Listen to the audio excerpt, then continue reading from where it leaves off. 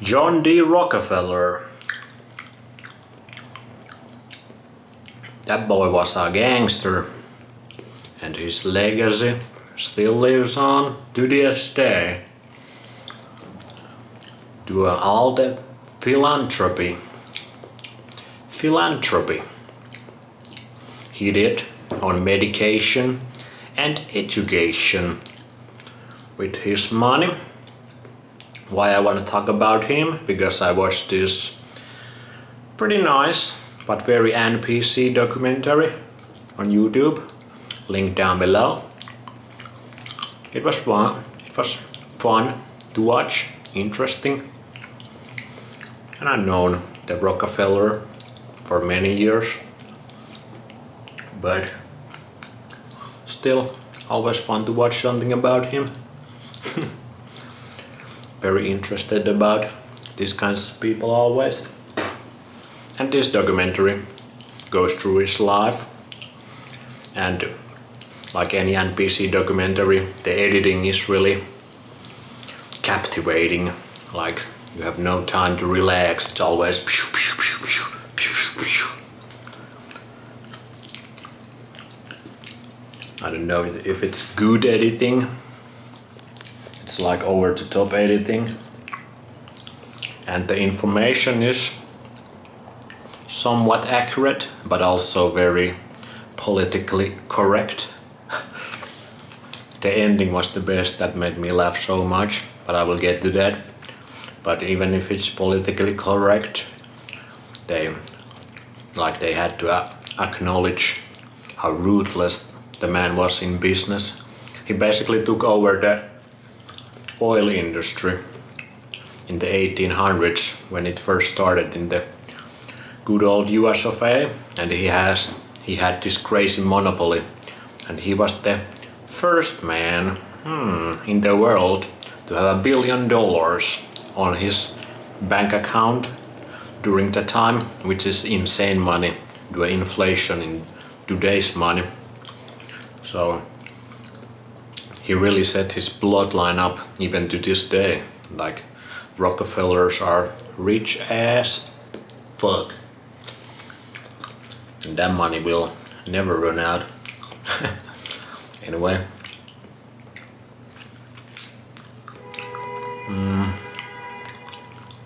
It went through like his childhood. His father was a pretty interesting guy as well. He was this devil Bill who was scamming people and kinda not present in the John's life. But he was basically a snake oil salesman. People called him Devil Bill. Then he became businessman at 16 years old,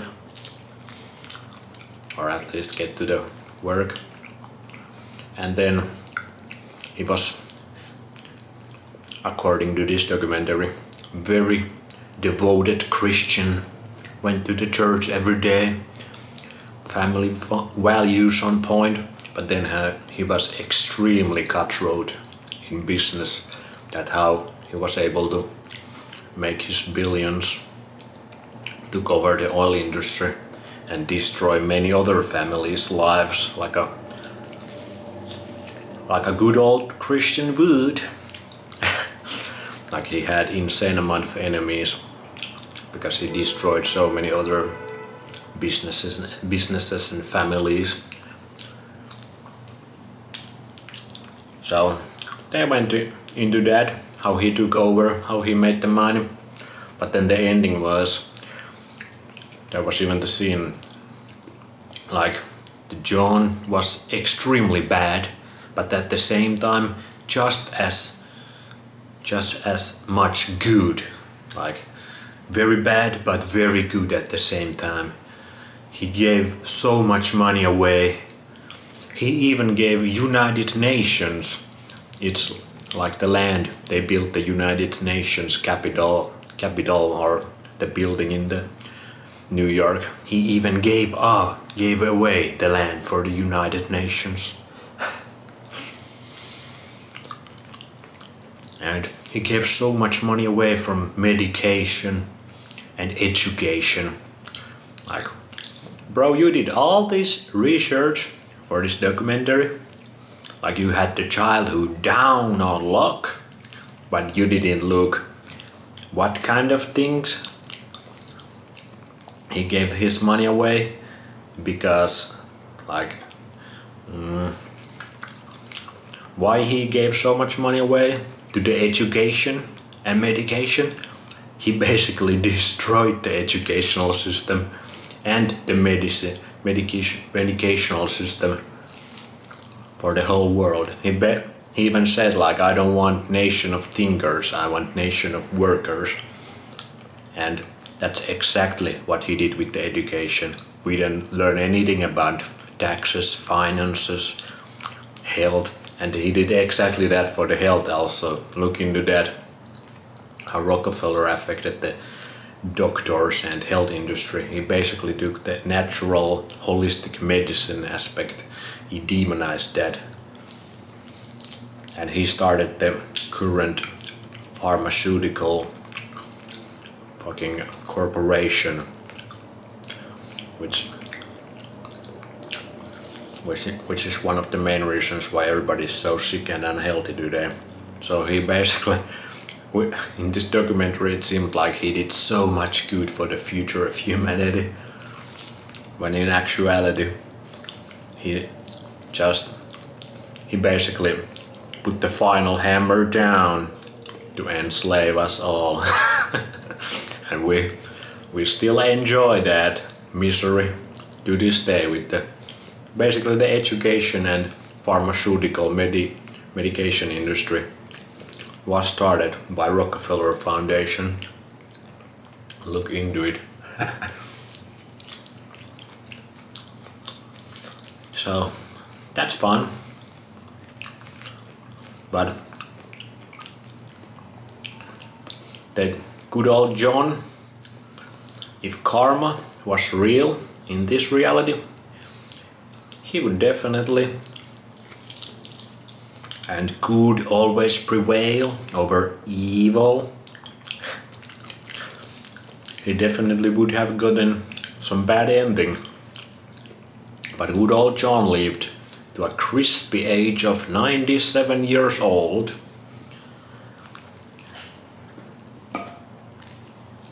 With a beautiful family set up even to this day, and the man has been almost dead 100 years. The Rockefellers are still rich as fuck with a lot of power. He basically set up his whole bloodline. They got that forever money. So if karma was real in this reality, this physical manifestation of reality we live in, he for sure, to my knowledge, didn't get much of it. Like the bad karma back. Now, the spiritual people say he will get his judgment in the next lifetime or on the other planes when he dies, but nobody knows. Really, that's just religious belief. You know about that? No, you don't. We don't know that. And this is just very hard for good, hard-working, blue-collar people to understand that to make it, to make a lot of money, a lot of materialism, many of the guys who actually make the most of it, they are extremely, again, evil, they are ruthless, they don't have morality, they just do what is best for them and their little family and tribe. That's why we are in this mess, because these tribes or families, they want little bit, not just little bit, they want a lot more than their family or tribe needs. That's the basis of why everything sucks. We want more than we actually need. All the natural tribes like Indians or African tribes or Amazon tribes, they knew how to work with nature. They took from the nature, but they only took what they needed. And they didn't start to exploit other people for their needs, at least not as a large scale. And obviously, it's not really evil even. They just, if you can do it in this reality without any physical bad consequences, why not do it? That's what the elites understand about our reality. There's not really good or bad morality. Like they didn't get any physical harm because of their evil doings in business and stuff. Like some people say, if you do a lot of evil, you have a lot of negative ideas and such. And maybe if you actually have negative ideas and negative feelings inside of you, it will happen that your body starts to deteriorate and it's bad for your physical body also.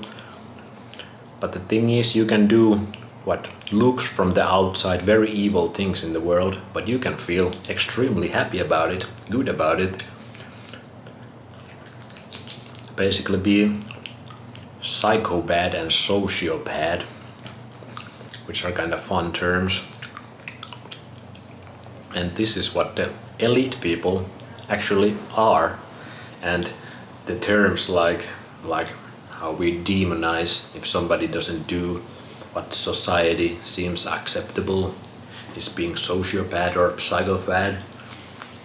I feel like this is just one of the defense mechanisms for the elites, because that's exactly who they are. They realize how this reality works, like there is not really good and evil, and they use this knowledge to their advantage and their tribes and families' advantage. This is exactly what Jewish people like also think about all the time, about the goyim. We are cattle and we are here to be their slaves and such. And this seems like what John D. Rockefeller also thought about it. At least he didn't. He lived to 97, which is like most people back then and today don't live that long. And his father also lived like 96 or 97. The Devil Bill, who scammed so many people. So that's pretty interesting. One of the interesting about Rockefellers was also that John D. Rockefeller's like grandchild, who was supposed to take over the Rockefeller dynasty businesses in the 60s. But he went to the Amazon jungle to visit some like tribe there. And he actually just stayed there. I think he was in his 20s.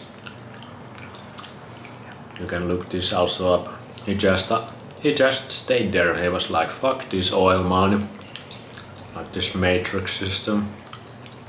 I'm gonna just stay with the tribe. I live with the boys.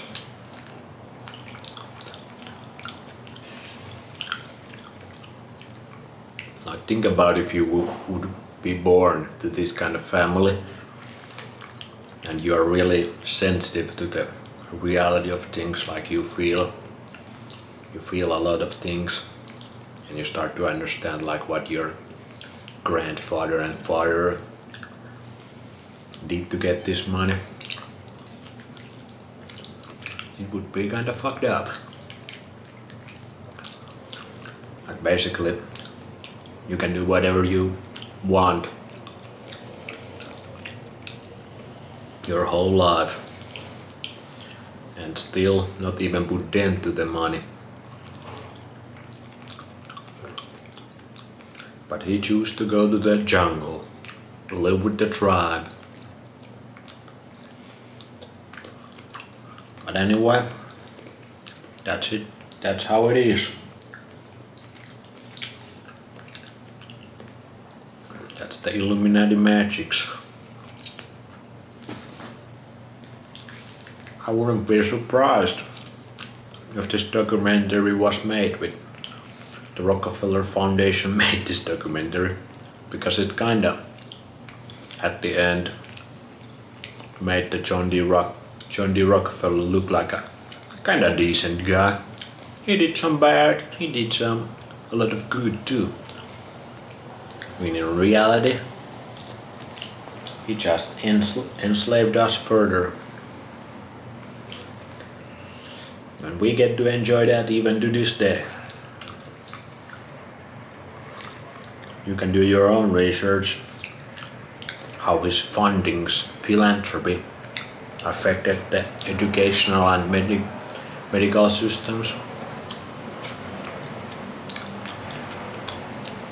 And remember, you want to manifest something real big here. You want to get a lot of resources, materials. You probably have to be pretty savage, pretty ruthless, pretty gangster. Just being genuine, honest, good-hearted person who believes in Jesus and prays every single day and night might not be enough.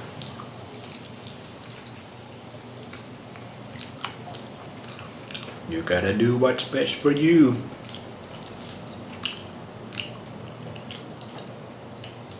Anyway,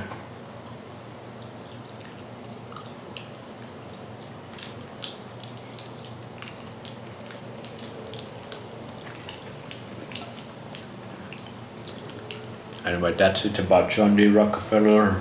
Interesting, kind of genius guy, like all these elite people all are. I think they are geniuses.